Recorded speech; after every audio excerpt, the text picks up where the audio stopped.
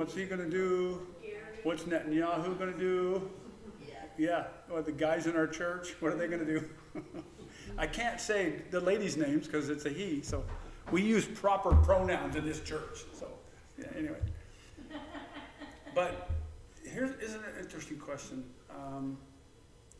We say, well, is Trump going to go back into Venezuela again? Is Trump going to go into Gaza? The World Peace Board meets this coming week, supposedly. He promised to go into Iran, or at least help there. And there's thousands dead right now. Thousands. So, will he? Or will he? You see, we talked about this morning. What does he want?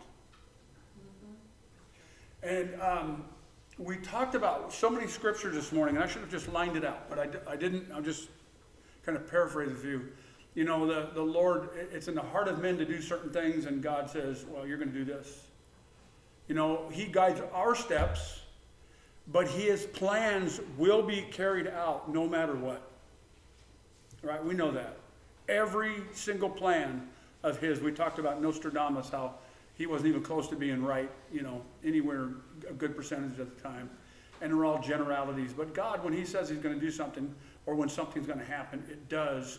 And it's not like a genie. He brings it about. And he brings the wicked hearts of people into his use and into his plan. And he brings some of us wicked men and women, now you're included, into his plan, right? And we're his servants. And that is a lovely place to be. So again, the question is, like at the end of the sermon this morning, what are we going to do about it? We're gonna be a part of what he is doing. So, what does that look like? Looks like lavender. It looks like somewhat like some of the Russian sage, a little bit that we have outside our house, but it's not that. That's hyssop. That's hyssop. Beautiful, isn't it? Beautiful. Watch this. I hope it plays. This is pretty good. And what I really like about most is my mentor from Oregon sent me this, Washington. He sent me this, and I said, what I really like about this is a young preacher is involved, you know, in this teaching here. So I really, really like this. So let's see if we can pick it up here.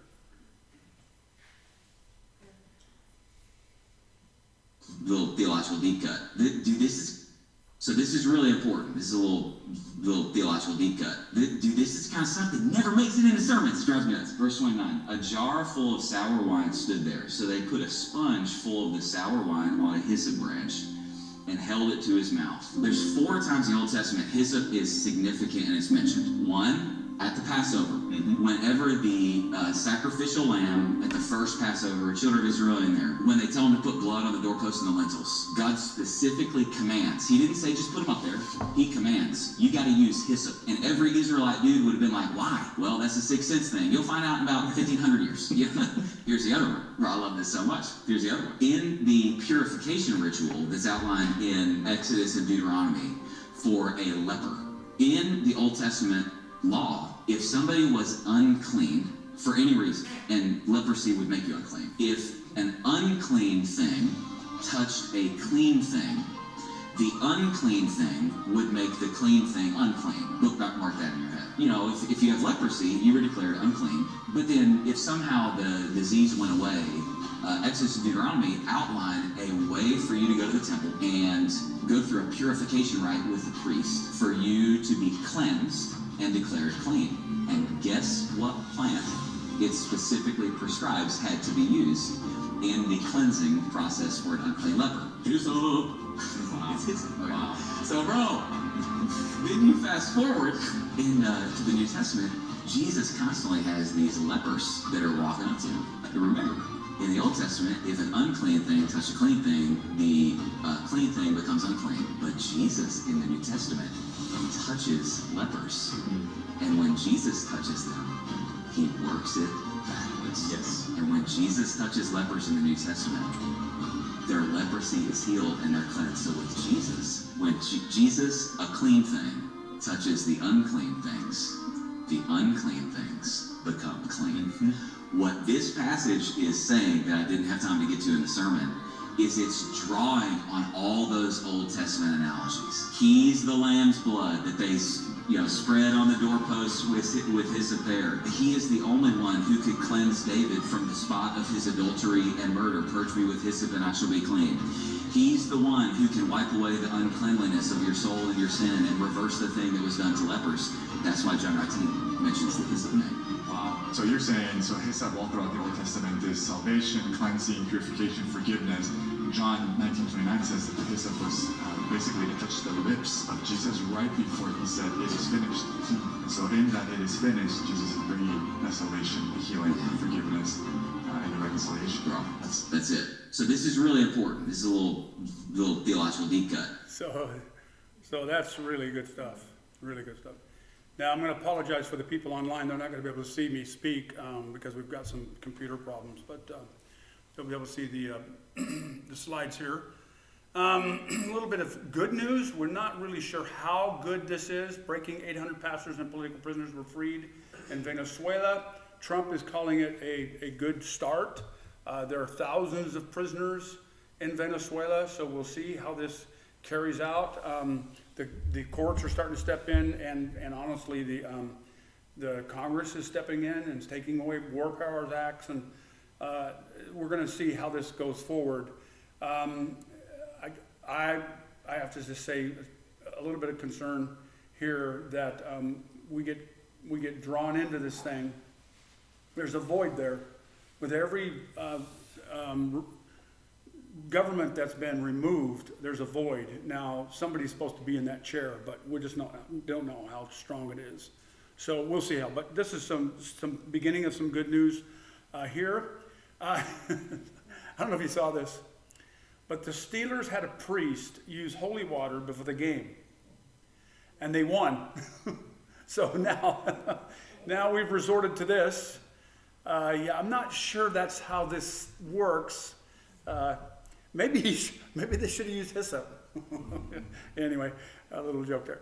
Armenia, which is up above Turkey, they were at war with Azerbaijan. They're friends with Russia.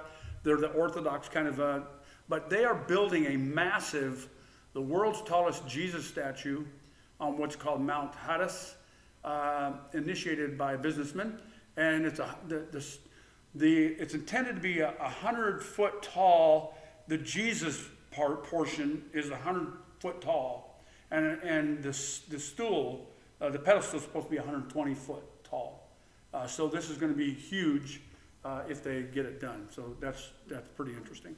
I'm a little confused. Everybody has Jesus looking the same way.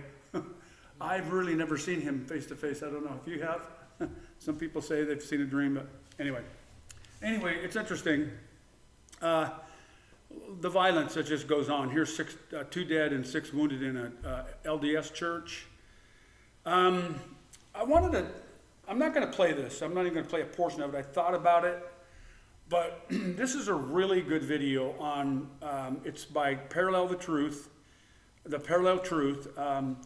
and it doesn't look Christian, but it's really interesting. It talks about geography and the importance of it. And Peter Zion does quite a bit on the geography as well. And the United States, I don't know if you know the resources that we have. We're surrounded by oceans. We've just got so much advantage to America. And we all know this, given World War I and II and on and on. But this is only, I think it's maybe a 15-minute video.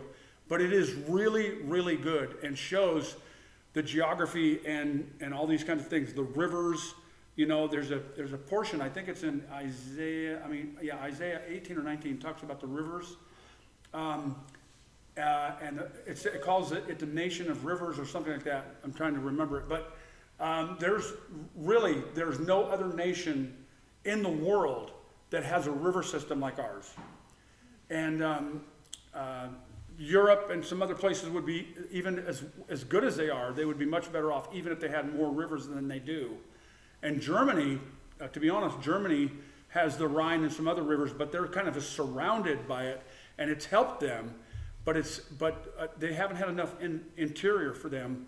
The United States is the one out, and it's really just very interesting. So it shows to me the grace of God, and again, going back to the idea that the plan of God for this nation is just absolutely huge. We have the best farmland in the world. Reports are we have the #1 gas reserves in the world. We have sufficient oil reserves. We've got Canada to the north that if we could make a good deal with them, they could help us get a pipeline down through here and all those kinds of things. We've got oceans that protect us. It's just phenomenal what we have. Speaking of geography, Greenland, Trump's talking about buying it now. I think they're talking about purchasing it. People are out there saying this deal can be done, but Denmark owns, I mean, they have rule over it as far as defense and as far as laws and those kinds of things. It's interesting because Greenland is autonomous. They're supposed to have their own rule, and yet they have this umbrella over them. So and we've got some of that stuff happening in the United States too. But look at how important it is, and I think we've talked about this before, haven't we? Where Greenland, look how close it is to Russia and the Arctic Circle, and the oil that's in the ground of the Arctic Circle, the reserves that are underneath there. Russia's vying for it. Russia's building ice-breaking tugs much quicker than we are. We're trying to catch up now. So interesting. We'll see what that plays out. But doesn't he make some remarks that's like, I wish you kind of wouldn't have said that. You know, it's like, yeah. I mean, now they're talking about. Well, one of them, he said, the military option's not off the table. And I know that's just bluster, and I kind of understand that, but I'm not sure that's proper bluster. Anyway, this just happened today. A blow to Mayor Mamdani. There was a court case. He took this Jewish firm to court over a $451 million apartment purchase. It's a dilapidated apartments. There's all kinds of buildings, and this company's going to build them, fix them up, and rent them out. And he's tried to stop it, and it just so happens that it's an Israeli firm. He lost the case, so that's good news. $300 to $600 billion in government fraud in our nation. Hopefully, Johnson and others will continue to go after that. Trump, Doge, and others will continue to go do that. Johnson says the House will surge in January to push for aggressive affordability agenda. I think I've told you this, but I'm not a businessman. I let Gary kind of look at that stuff. But people are saying 2026 in America is going to be outstanding. They're saying an amazing year. That's pretty interesting.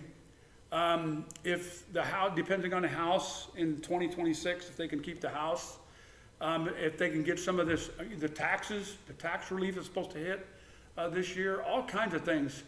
I'm wondering if the United States will realize that, and I'm wondering if the younger sector will kind of understand that and try to keep the Democrats out of office and see if we can kind of tamper this hate a little bit. I'm not sure. I'm not sure. Before we go forward, it's really interesting. There's an article that came out, and I saw it on my phone. It popped up on my phone, and I just read it, and I didn't download it or anything. But there's a man who's done some Jubilee work and some work on the Usher's dates of the creation, 4004 October 4004 BC, and he's saying this is the 6,000th year, and the end comes this year. So that's what he's saying. The end is near. I should go out and put one of those billboards go out and stand on the corner, say, repent, the end is near. Should I do that? Yeah, so. Yes. Yeah, right. Yeah, you guys would love to see that. it's just really interesting that the discussions that people are having now. Just got into a discussion before I came here about the anger that's in the church, and we're talking about rapture, pre-trib, and how one side is really, there's one side that really lets the pre-tribbers have it. Honestly, they get pretty rude, to be frank. And I've looked to see, is this both sides? And it looks to be one-sided to me. Maybe I'm biased, I don't mean to be, and I try to talk a couple of them down, but I say, let's use some biblical reasoning, not logic. Do not use logic. Use biblical reasoning. And this guy just kind of went off, and I said, listen, you and I are going to dip our toes in the river that runs down the middle of the New Jerusalem. And we're going to eat fruit together. And off one of those 12 trees, or all of them, we'll see. But remember what Paul says in chapter 11 of 1 Corinthians. He says, there must be factions among you so that some are approved. In other words, some are studying, some are rightly dividing the word of truth. I'm definitely not saying that I am always right. The heaven forbid of that. But we want to be on the right side of Scripture and not give false hope. People are saying we're giving pre-tribbers are giving false hope. Paul said that is our blessed hope. So it's like, I say at the end, when people aren't listening, I say, take it up with Paul. Because I'm out. At that point, I got to be out. We have to have hope, because it's given to us, to be frank. And isn't there there's too much deliverance in the Scriptures, isn't there? Now, we would say, in this life, there's not enough. Could I have a little more deliverance, please? But there's too much deliverance. Enoch, Moses, Israel is promised deliverance. The church is promised deliverance over and over and over. All right? 17 Republicans rebel. I'm not even going to go through this, but the Obamacare subsidies are out of this world, ridiculous. The healthcare system is now dividing the Republicans. So we got that going for us, just bad stuff. Federal agencies are halted. All U.S. federal agencies are to halt participation in and funding of the 31 U.S. bodies. And that's really good news. Let's stop that until we can get a handle on it.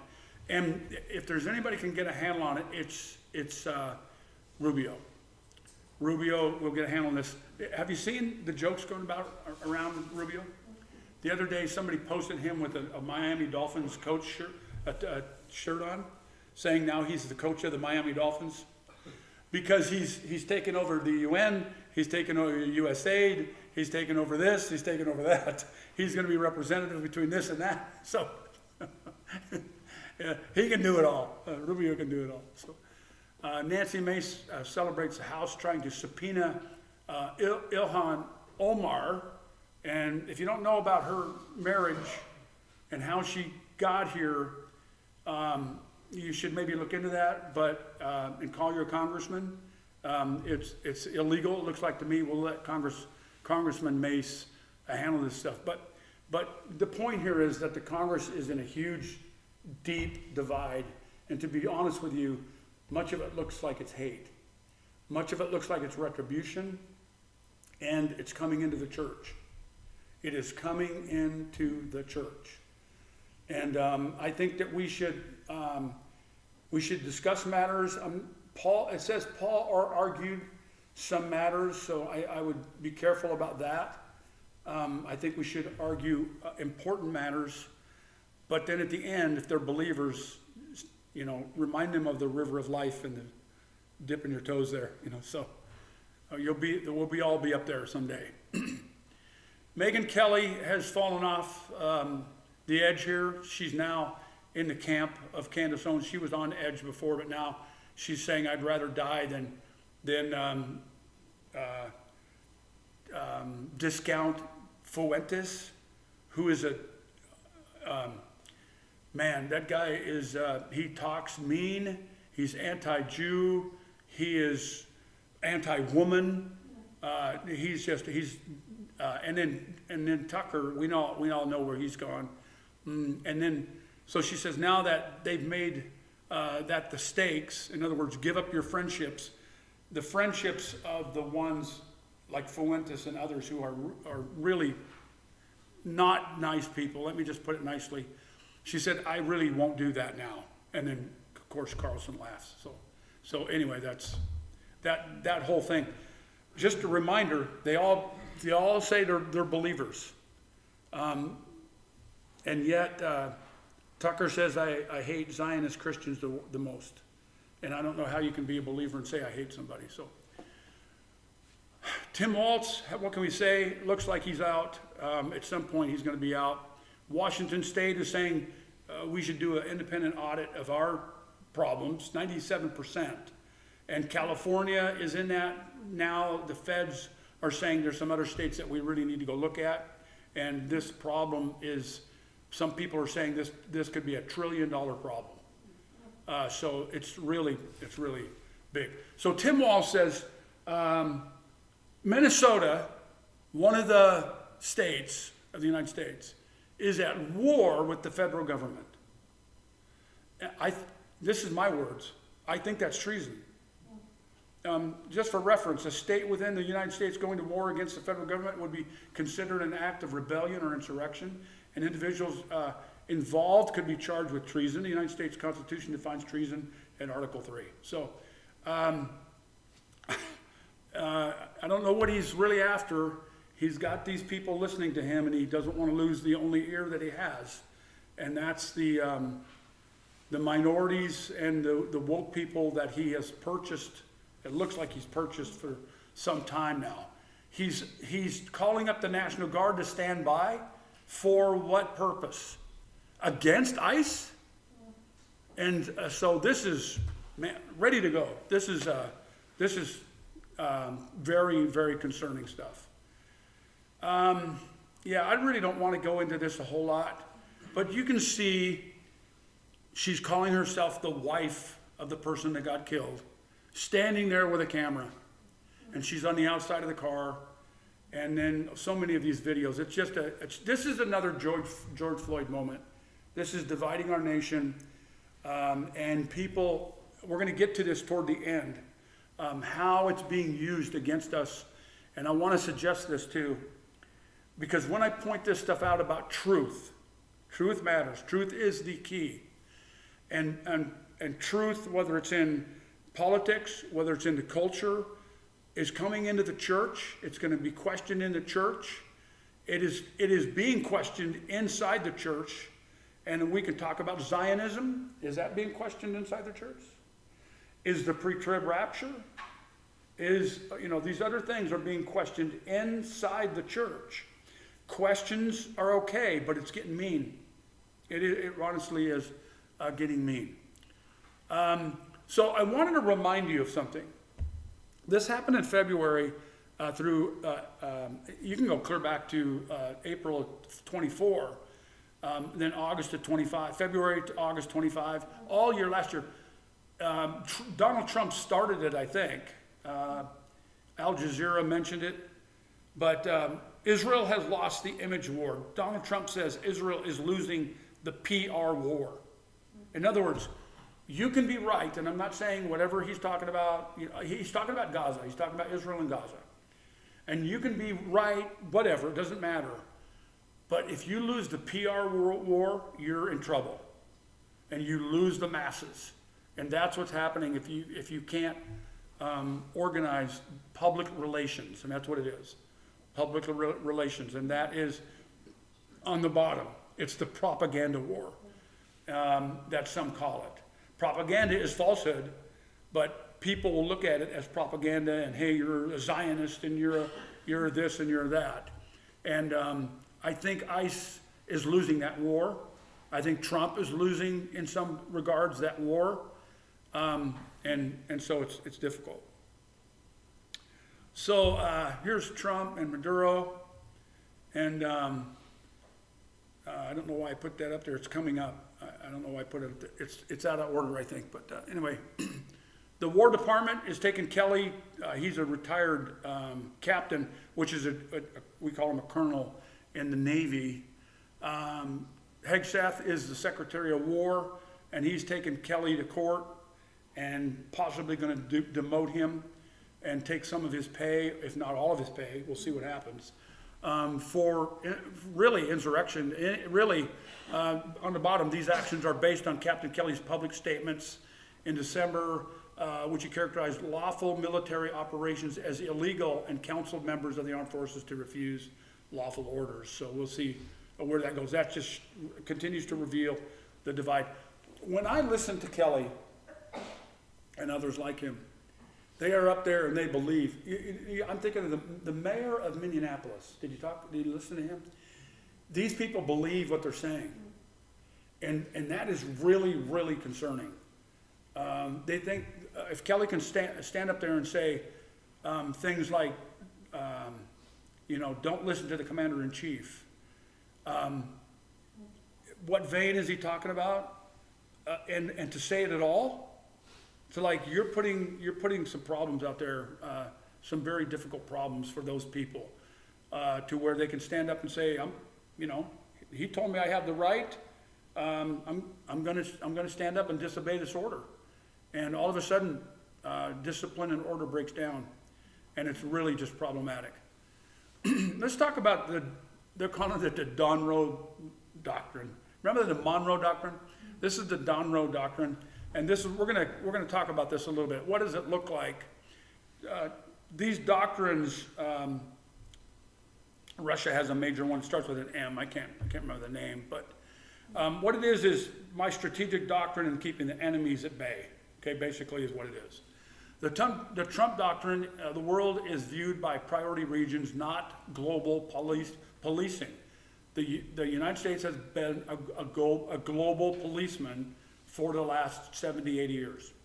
U.S. primacy in its own hemisphere and key strategic places here in the hemisphere and in the world, but we're going to concentrate on our hemisphere, blocking hostile regional domination elsewhere, shifting responsibilities to capable allies. Hey, Israel, you handle the Middle East. Whoever may be a friend. Notice I couldn't come up with another nation. You handle this situation over here or there. Selective U.S. involvement focused on outcomes, not endless wars. And I think that's a pretty good doctrine. Under this doctrine, the Middle East is managed through strong regional powers, not American micromanagement. A decisive Israeli regional power that dismantles terror and blocks Iranian expansion, lowers America's burden, stabilizes the region, and allows the U.S. to focus on strategic geography instead of endless wars. Now, I think that's his goal, but how's he going to get there? Because like I mentioned, and we're going to talk about it, he's already stood up the Board of Peace for Gaza. And so are you going to concentrate on the Middle East, or are you concentrating on the United States? And right now he's doing both. So we'll see how this goes. We need Greenland, and we'll worry about Greenland in about 2 months. So he says here, I am pleased to announce that the interim authorities in Venezuela will be turning over 30 to 50 million barrels of oil. He says high quality oil. I'm not sure Venezuela has high quality oil. They have, I understand, 2 grades. One is similar to one of ours, and I think it's a good quality. The other one is very, very difficult. It's in the jungles. It's hard to get out, and they say it's more like the Canadian crude, very thick, very hard to deal with. Now we can do it, and the Canadians certainly can do it.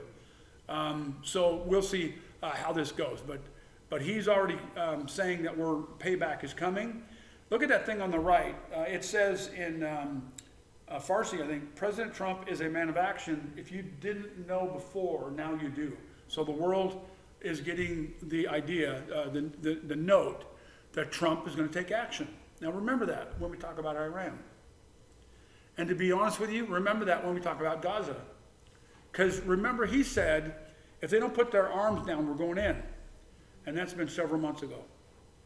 So we'll see, again, I guess we can see going forward. But this is a couple days ago.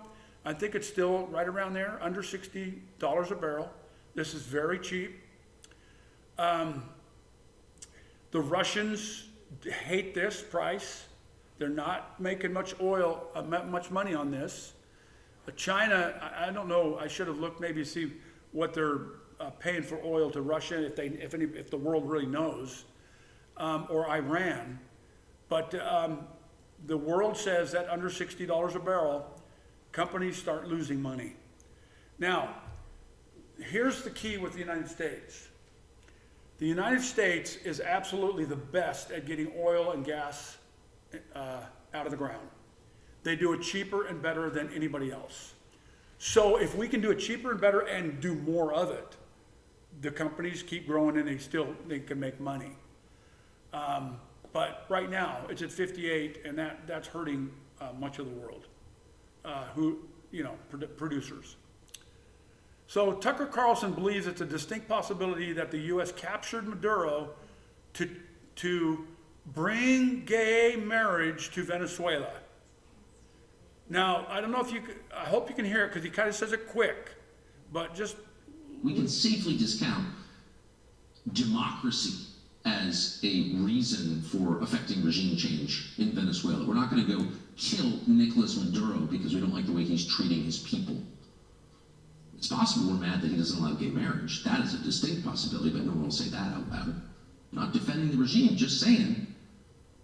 One of the most conservative countries in North or South or Central America. Only El Salvador really comes close, which is much smaller, of course. And by the way, the US-backed opposition leader who would take Maduro's place if he were taken out is, of course, pretty eager to get gay marriage in Venezuela.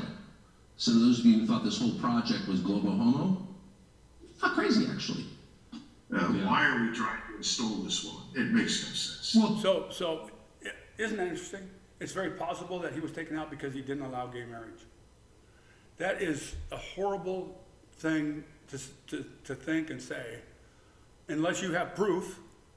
But he just throws this stuff out like this mud, and it is mud, and he throws it against the wall and sees where he's going to watch where it sticks. And it is a really bad thing. I want to remind you that him and Candace and Megan, they've got millions and millions of viewers. And this world, it's really interesting. I'm just now kind of waking up to this. Maybe I should be slapped, but okay, don't. That's not an invitation. Sonia. She's winding up, right? Yeah.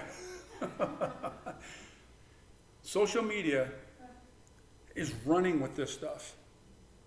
And I wanted, at the end of this, again, at the end of tonight, I'm going to show you one of the things that's driving all of this. And it's just really, really telling. Here's Marco Rubio.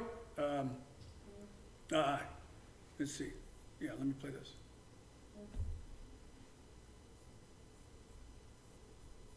And I can never find this. EU destroy. The EU claims, we have this. Watch Marco Rubio destroy. The EU claims that President Trump violated international law by targeting narco-terrorists.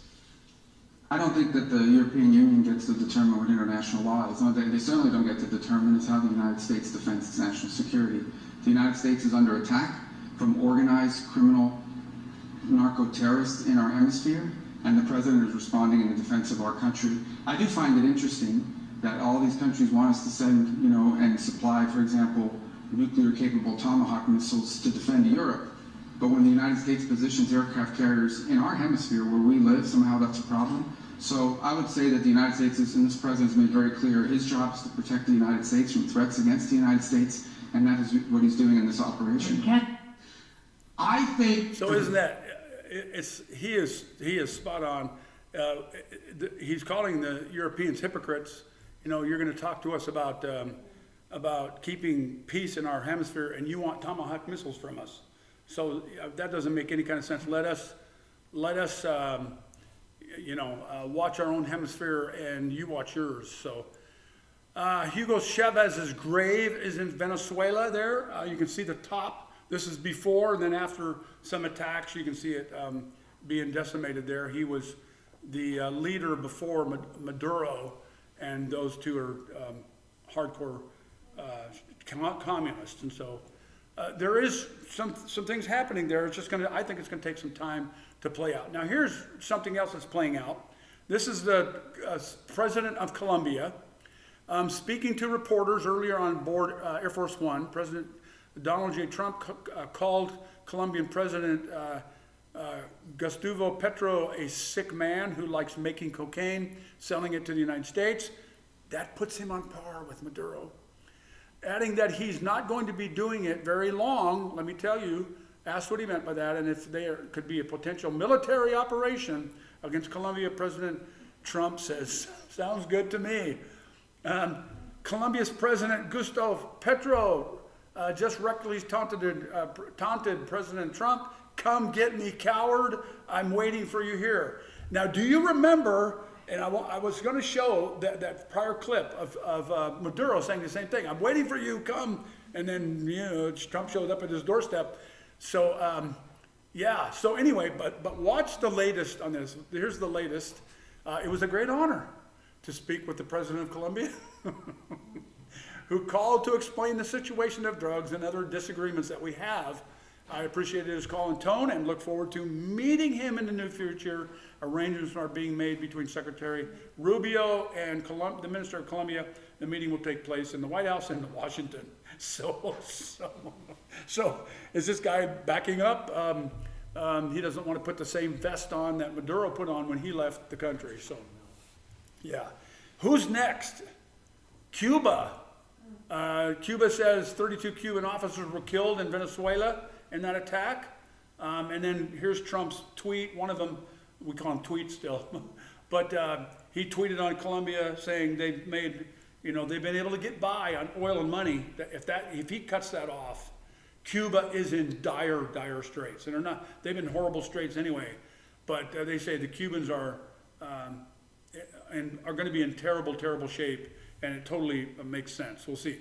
Now, I showed you a map, I think it was last week or two. I can't keep track anymore, but remember how close Cuba is to the United States. It's a big deal. So he's taking it seriously. Russia launched missiles. These are the hypersonic missiles, 7,600 miles per hour. They carry several warheads each, I think 5 warheads each. Watch them go. This one is in near Poland here. Look at them just fall like rain. So there's 3 or 4 there, 4 there, 5 there. There's just these missiles. So it looks like 6. So you go 6 times 5, right? If I do my math, you got 30 missiles coming down on this little territory there. It's horrible. It's just and you saw how fast they come. They come down. They're just so really quick. So here's a picture of it. It's called the hazel tree, and that's why, because you've got these 5 or 6 warheads that come out of it. I think they generally carry 5, if I remember right. But anyway, they're very quick, maneuverable. The radar can't really catch them. So this is horrible for. It's been falling on Kyiv, and falling on Lviv near Polish border there too. So very devastating. It's a horrible thing. The U.S. forces wipe out. I had to look this up to make sure it was true. This came out yesterday, so it's a couple days old thing maybe. But I had to look up today to make sure this was true. The U.S. forces wipe out Chinese and Russian air defenses systems in Venezuela. Now, think about this. Okay, we've done this. Israel did this, right? In Syria, in Iran.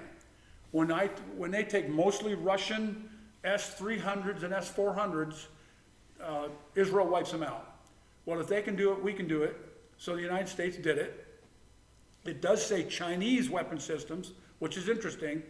Now, what message does this send to China and Russia? And what message does this send to others who are relying on Chinese and Russian defense systems. Not a good one.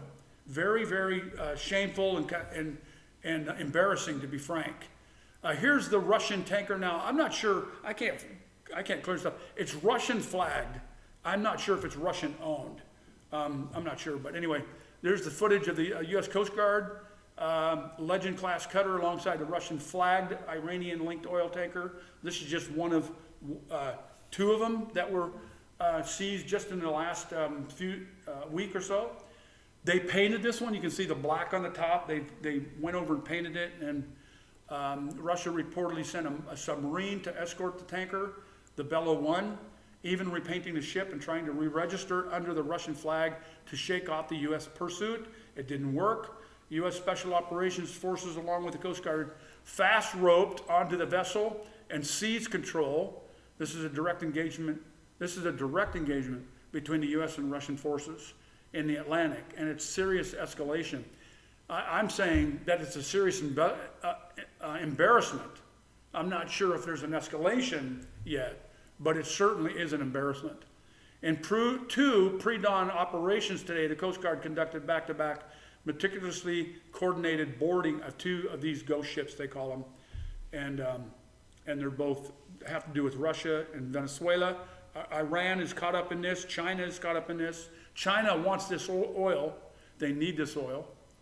So here's the Russian ambassador. Watch what he says about Venezuela. There's no and cannot be any justification for the crimes committed by the U.S. in Caracas. We strongly condemn the armed aggression of the U.S. Against Venezuela, violating all international legal norms. U.S. Ambassador, this is the Western Hemisphere. This is where we live. And we do not intend to allow the Western Hemisphere to serve as a base of operations for adversaries and competitors of the U.S. You cannot continue to hold the world's largest enemy and energy reserves under the control of U.S. adversaries. And I would have added, you need to look in the mirror. They're hypocrites and they need to look in the mirror. Of course, that goes really without saying. I haven't posted this in a while, and I thought I would post it because there really hasn't been a whole lot on it. But look what's on it now. Not a lot. However, trucks and bombs and airplanes, drones, and rifles, things are heating up in Syria again. The Kurds up there in the northeast are starting to, sections of them, small groups of them are starting to be targeted. It's not good. ISIS is involved, but there in the northeast, it's the green, it's Jelani's rebels who are at it again, Al-Qaeda. Thousands flee clashes between Syrian government and Kurdish fighters in Aleppo. This is just an ongoing problem that the United States, that Trump has not grasped. He should look at these pictures. The same Kurdish woman once celebrated for defeating ISIS, women are being sacrificed for political convenience. On the left, you have one called, she's a PKK pig. They have her. We don't know what happened to her. In the middle, I purposely put that there. It's a video, but I clicked that picture. You can't really see a lot on purpose. But in the middle of that, there's a woman's body being thrown down into the rubble. She ends up in the rubble. On the right, you have Jelani's troops, Al-Akbar, hugging each other. They are hugging, two men hugging each other over this woman's death. So this is what's happening. And I want to say this again, President Trump, he's not going to hear me, but he needs to open his eyes and ears to who he's befriending here. Because this is horrible. This is bad. Meantime, here's the Peace 2025. It's the board's meeting supposedly next week. Erdogan says if we're not part of the peace in Gaza, it will fail. Now, why is that? Is he saying that we're going to make it fail? Or because we show up? I mean, because we don't need them, right? I think there's a major problem here. And by the way, isn't it interesting that Qatar and Turkey's flags are together over there on the right? Because that's where they belong. So it's bad. Now, this is the UAE. UAE is very interesting. They are pretty much autonomous. They don't really follow anybody else's league. They don't really care for Saudi Arabia. They don't really care too deeply for Qatar. They lean toward Qatar sometimes in some things, but they are really kind of doing their own thing. The UAE plans to build an Israeli base near Saudi Arabia. That's that little circle there in the brown. Now, isn't that interesting? Now, to be honest with you, I don't think Saudi Arabia, behind closed doors, has a problem with that. In the open, they're not going to like it. But it's really interesting that that is on the board there. And the UAE is mixing it up against Saudi Arabia in Somaliland and Somalia. The UAE and Saudi Arabia are like this. Who's vying for some property and some help and some allies on the other side? This is the Persian Gulf. I'm talking about on the other side of this, the peninsula. Who is going to be our allies in Eastern Africa? And so they're fighting for partners there. And now Israel is friends with Somaliland. And so there's this thing. It's really interesting how these allies are lining up in these last days. Here's something else interesting with the UAE. They cut funds for citizens keen to study in the UK over Muslim Brotherhood tensions. So in other words, Arabs or Muslims who are going to the UK, the UAE has decided to cut funds for that. I wish Qatar would do that. But the UAE is doing that, and that's really good news. Iran, look at the protest numbers, bad, but look at the red starting to show up. Skeletons, people are dying more and more. Over 1 million people, Trump says, Iran's second largest city, are under protest control. So there's a couple, 3 cities, maybe a couple more smaller ones that have been taken over by the protesters. And that looks, it's beautiful. We wish it would happen. But and here's something else, Iran's football team, they didn't sing the national anthem, which they're mandated to do at this sport event. I wonder what happens to them when they get back home. See the metal thing on the back of that truck? That's the Islamic symbol, and that was torn down. In some places, like in London, this is the pre-1979 Iranian flag. It was hoisted in London. And here's a place in Abadan. The protesters seized control of the municipal buildings, and this is happening all over. Here's a man on a motorcycle shooting at a police. This guy crashes. This is a policeman, a bad policeman. So all this stuff is happening in Iran. It's devastating.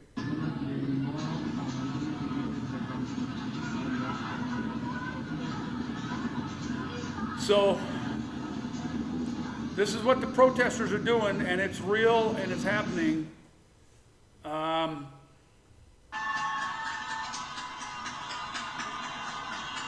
Soleimani's picture and some other leaders are going up in flames. The Iranian protesters have set fire to a mosque. I think it's one of the biggest mosques, if not the biggest mosque, in Tehran on the left. Iranians burned the tomb of Ayatollah Khomeini, the Ayatollah from 1979, the first one. Khomeini, Islamic Republic built on blood of martyrs, will not back down to destroyers. This is what the leader is saying now. Everyone should know the Islamic Republic has come to power through the blood of hundreds of thousands of noble human beings. The Islamic Republic will not back down in the face of those who are destroyers. What is he saying? That blood is expendable. And that's just like what the Russians are doing with their people. Here's something else that they're doing. This woman up in the left, if you'll catch her if you're on Facebook or YouTube, she's an Iranian. She's trying to teach. She says point number, and she's like on number I don't know how many points she's got, but she'll do little clips, and she say 0.7, and she'll tell the Western Hemisphere, you say this or you think this about Iran, but let me tell you what's going on. You say this about Israel, let me tell you what's going on. And it's all been really, really good. That's her up in the left. I can't remember her name. But she and a friend are on a video here, and they're showing this clip of Tucker Carlson being shown in Iran. Iran is shutting down the internet and cable, and yet they're showing what they want to show on TV. And so this is being shown in Iran in a twist of dystopian irony. The Islamic Republic has pulled the plug on the nation's internet and phone lines, plunging 80 million citizens into digital darkness, only to fill the void with the voice of Tucker Carlson. And this is what this kind of stuff has done. I'll tell you what, he has got some comeuppance. You ever heard comeuppance? Got some comeuppance. Got some comeuppance coming, if not with the, with democracy and with Iranian people and with Christians, possibly with God. We'll leave that between them. So the Iranian government's doing that. The Iranian government is called upon the Iraqi population, a popular mobilization force. They are Shiite militias to come in. What are they going to do? They're going to kill people. They're going to restore order through killing people. The U.S. State Department in Persian, the United States is concerned by the reports that Iran is using Hezbollah terrorists and Iraqi militias to suppress peaceful protest. The regime has spent billions of dollars of the Iranian people on terrorist proxies. Using these forces against its own citizens would be yet another deep betrayal of the Iranian people. This is them. So you saw all the pictures of the protesters, right? Now, guy on the right is IRGC or somebody. He's bad. Look at the bodies start stacking up on the left. And they don't even know how many are dead. There's thousands of them that are dead. We just don't know how many. If you go to hospitals, if you go into whatever, and you see some videos, here's a video, and they're saying, if you notice this man, come and claim his body. That's the government's putting this up there. And they're doing it to scare people. They're doing it to drive people back home. So this is what's happening. Here's a woman. This is interesting what she says. She's talking to Netanyahu. Dear Mr. Benjamin Netanyahu, my name is Martha and I am publishing this video to you with hope and trust. You once promised that if we managed to come out and join the cause of the revolution, you would stand by us and support us. Now, at this critical moment, we humbly ask for your support and assistance, just as the people of Iran stood by you during the October 7th attack, and as our King Cyrus once came to your aid when you were held captive in Babylon. We are facing severe challenges, and the young people of our country are being killed by the Islam Republic.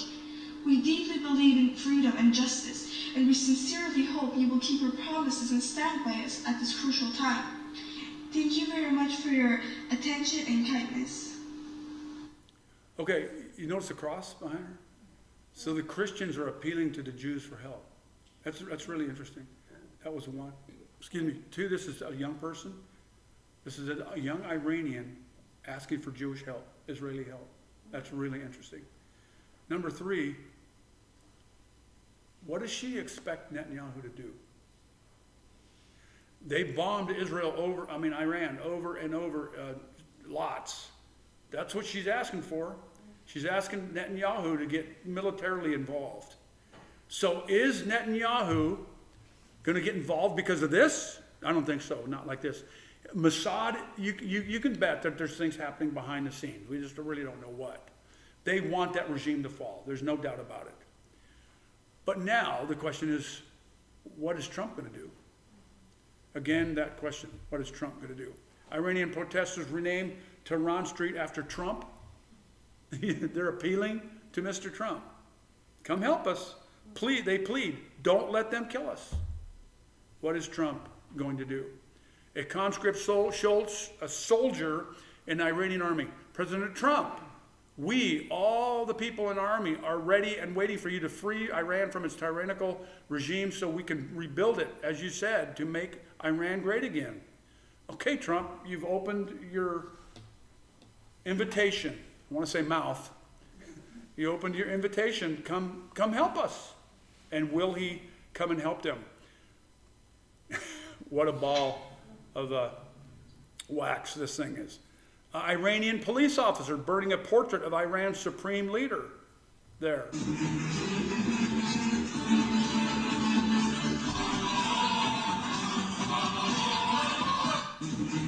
And burning his fingers on it.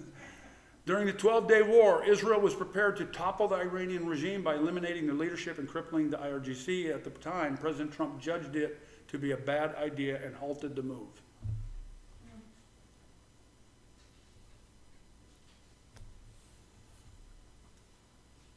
IDF strikes.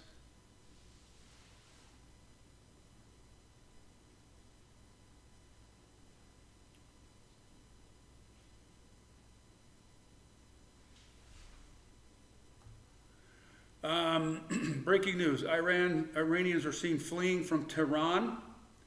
They know what's coming now. The IRGC is being called up. I think there's a problem with some of the Iranian army soldiers, but I think many of them could be turned, but they are afraid of the IRGC. IRGC has the power and the money and the weapons, most of the weapons. Here's the Shah's, I can't remember if it's his son. I think this is his son. I'm not sure, but the Shah is dead. The one that left in '79. That family came over here and was finding exile here in the United States. He says, "I've trained all my life to serve my nation. I am more than ever ready to step into Iran. I will be there with my compatriots." That was a few days ago. Then the Crown Prince of Iran, Reza Pahlavi, said today he wants to elevate the Abraham Accords to the Cyrus Accords and restore the historic ties between Iran and Israel. Does Cyrus ring a bell? We've been talking about Trump. You know, some people believe that he could be like a second Cyrus. But anyway, he wants to elevate this and get Cyprus and Greece and others to come into these accords. Graham, he is probably number one against Israel and pro-Israel. Pro-Israel against Iran. Trump says it's not politically correct to use the term regime change, but if the current Iranian regime is unable to make Iran great again, why wouldn't there be a regime change? Make Iran great again. Okay, Trump, you're going to do it for the United States through economics and power. Okay, what are you going to do for Iran? And so that's really where the question is. And to be honest, well, let's stop for a second. Let's think about this. Okay, logically, do we think Iran that Trump is going to go in and take Khomeini out? I just don't see that happening. Is he going to put boots on the ground in Iran? That is not going to happen. Could CIA or Mossad or somebody do something? Possibly. But what does that do? Just leaves the IRGC, the whole Iranian Revolutionary Guard, still in control. That's a big problem. Number two, probably the most important thing is, what does the Bible say? And they are there in Ezekiel 38. So we know that bad leadership leads them through Ezekiel 38. And an intelligence report cited by the Times claims that Iran's supreme leader has prepared a contingency plan to leave. Some are saying that there's some planes, Russian cargo planes, that flew into Iran and took some gold out. They've done that before. We don't know if that's the case in reality, but there's reports of those things happening. So before we go and end, we're going to end with this. There's several slides from Ryan Macbeth. But before we go, just to say this, that 2026 is starting pretty hot already. The United States is in between a whole lot of actors. It really needs to do what's right. I pray, I hope Donald Trump is getting biblical counsel. I'm not sure he is. He's still got, what's her name as his right-hand woman? Yes, I didn't want to say her name, but Paula White. I guess I should. Paul says take note of them, so Paula White, W-H-I-T-E, okay? There's some really major spiritual problems there. Remember the sermon this morning. What is God doing with America? How is he using her? We are still the number one sending nation in the world as far as Scripture. We put more money towards Scripture. We put more people towards Scripture, more missionaries, and we support more missionaries on the field. And so I think because of that, God is going to keep us going for a while until he has said, time out. The time is up. Why will he say that? 2 reasons. Well, one has to do with the other. I want my bride to come home. It's time for the Jews. Got to deal with them. And because they are a collective of people that are destined and predestined to be called to the image of Christ at some point. Now, a remnant of them, let me make that real clear, a remnant of them will be, and they will go into the millennium, but they still need to be called and need to be, we need to clean, God needs to clean that act up, okay. Now, I want to remind you that Ryan Macbeth is not a Christian, but even some non-Christians are pretty smart, and we can learn from them. And so every once in a while I check with him. I don't keep up with him as much as I would like. There's a bunch of others that I don't, even Christians, I can't do that enough. But I watched this one the other day, and this is really helpful for all of us who are looking at this kind of stuff and trying to be discerning and those kinds of things. And I would say those of us in the church who want to know the truth. Okay? So let's keep this in mind. He's an intel analyst. That's what he did, and that's what he does. He's a software architect. He's a cyber security guy. He's a content creator, Newsmax commentator, and an author. Okay, and we've talked about him before a little bit, right? He's ex-Army. He's ex-Army. His concern is this: Russian, Chinese, Iranian bots. There are these bots out there, the computers out there, people behind them that are trying to divide America. They want to bring America down. They want to sow discord. Okay? That's what they want to do. And this, he is really good, Macbeth is really good at getting behind the analytics of things and finding out what is truth and what is lie. It takes some work. Something, you and I, we don't have the software for it, let alone the intellect. But watch just some examples, okay? On the killing of this lady in Minnesota, okay? He used 5 select phrases. And among those 5 select phrases, he used her name. He used, I think, Donald Trump's name in Minnesota. He used 5 phrases, and I didn't put those up there because it doesn't really matter. But he uses 5 select phrases. And he says, of those 5 phrases, generally, roughly 25% of the interactions were inauthentic, and they don't exist. They are either Chinese or Russian bot farms that are trying to make you, I need an editor, mad. They're trying to make you mad, not made, they're already made. They're trying to make you mad. On this one, look, out of 3,510 of this one post were inauthentic. They were inauthentic, that's 26% on this one post. They didn't, so you think somebody's chiming in and giving you a piece of information, but it's a bot and it's a lie. 26% of them, okay? Here's another one. Is that the same one? Yeah, same one. Here's another one. 988 on this one, 28% are inauthentic. By the way, on that one, where 28% is inauthentic, there were 12.7 million views.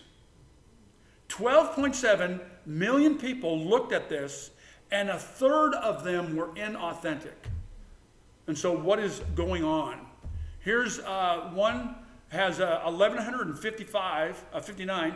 That's 34% of the inducing or giving some kind of information was inauthentic. It wasn't real. And 5.6 million views on that one. 25% on this one. 489, 17% on this one. You get what his point is. It's large, it's huge. Roughly 25% across the board. Here's what he's saying. Foreign inauthentic actors are trying to spread anger about ICE. Whereas authentic actors are trying to spread anger at the president. Isn't that really interesting?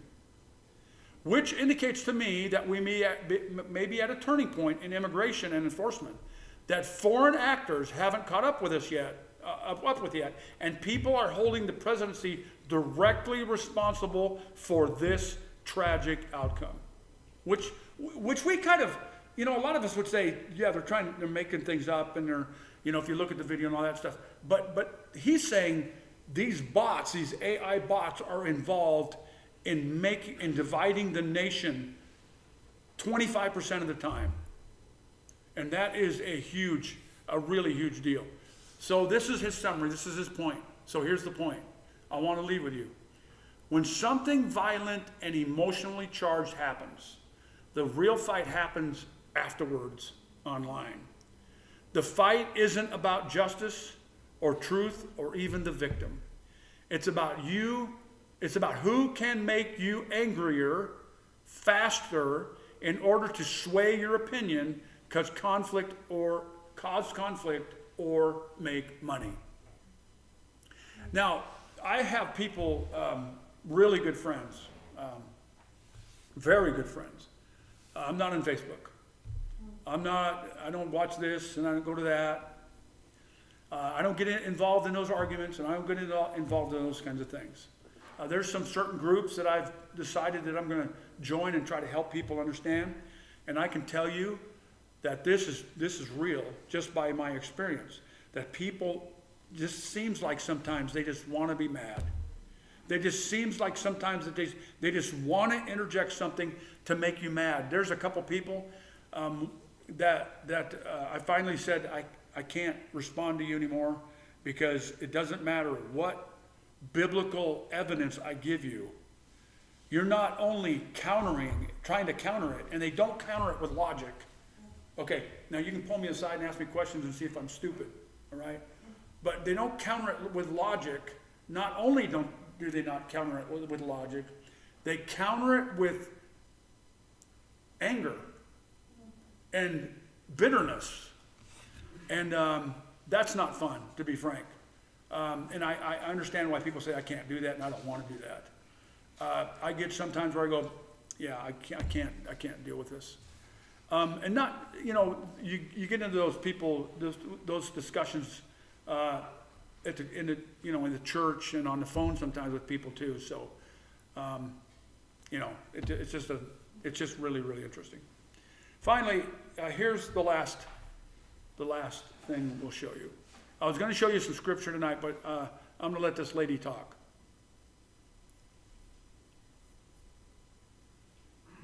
This story is new to you. This is the story of the entire Middle East. Every ancient civilization for the last 1,400 years has been occupied by the same Arab Islamists. Lebanon is held hostage by Hezbollah, while the Phoenicians and the Maronite Christians are screaming. Syria, occupied by HTS right now, while the Druze, the Alawites, the Christians, the Kurds are being slaughtered on their own soil. Iraq, occupied by Islamists, while the Assyrian churches are burning, Yazidi shrines are burning. North Africa, occupied by Muslim Brotherhood, where the Amazigh are fighting back, the Egyptian Copts are fighting back. Afghanistan, occupied by the Taliban. Yemen, occupied by the Houthis. Iran, occupied by the Ayatollahs. And then there is Israel, not occupied, but free, with a living there and the new ones coming back home to rebuild their country to fight against these occupations that have destroyed our civilizations over the decades. If this story is new to you, this is...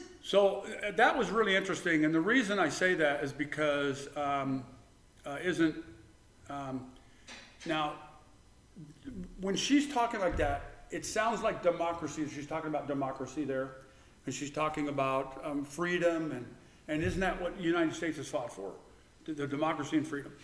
Every time you hear about why we're going into the Middle East and why we're helping Israel, it's about democracy and freedom. And when we tried to help Iraq, we wanted a democratic leadership.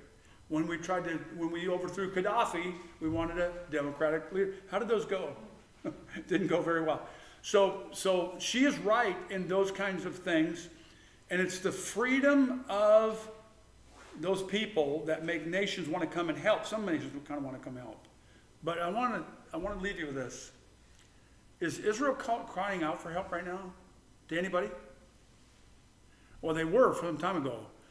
But recently, I showed you this last week. Recently, even Netanyahu said, we don't want the United States to help us anymore.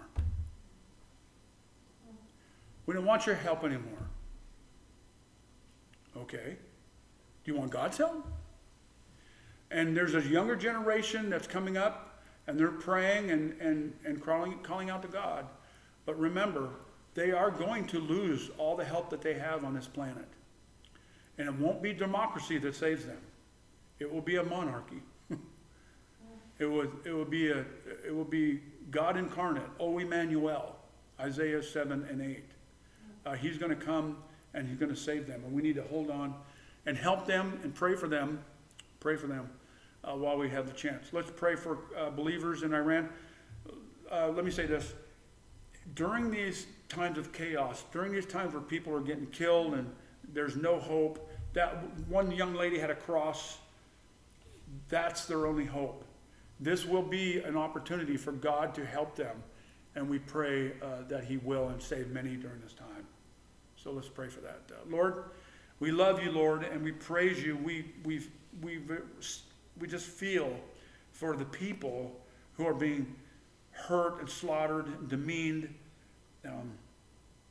Whether they're Druze or Yazidis or Jews or Iranians, Muslims, even Muslims, we're concerned for all the deaths that are happening in the world.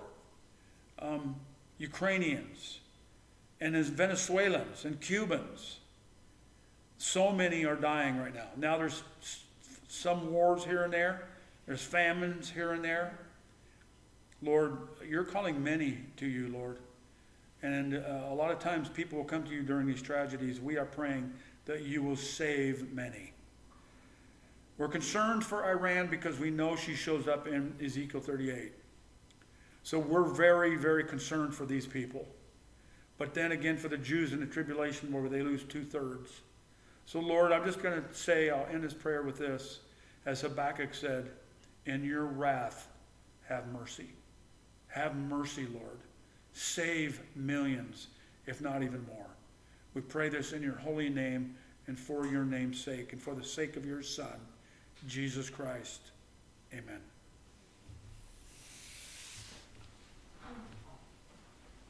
Can I ask a question? Yeah. Have you heard anything, I can't remember if it was Tom Hughes, I was listening to, or David Powell, about Al Jolani? They haven't seen or heard of him? They think he's... Yeah, I tried to look into that, and there's no evidence that Al Jolani or Al Sharar, however you call his name, the president of Syria, is. There was one picture that was going around that looks like him in the hospital, but there's no verification. But he's not in the news, and there aren't any interviews, and I'm glad you brought that up because that's a kind of an important piece.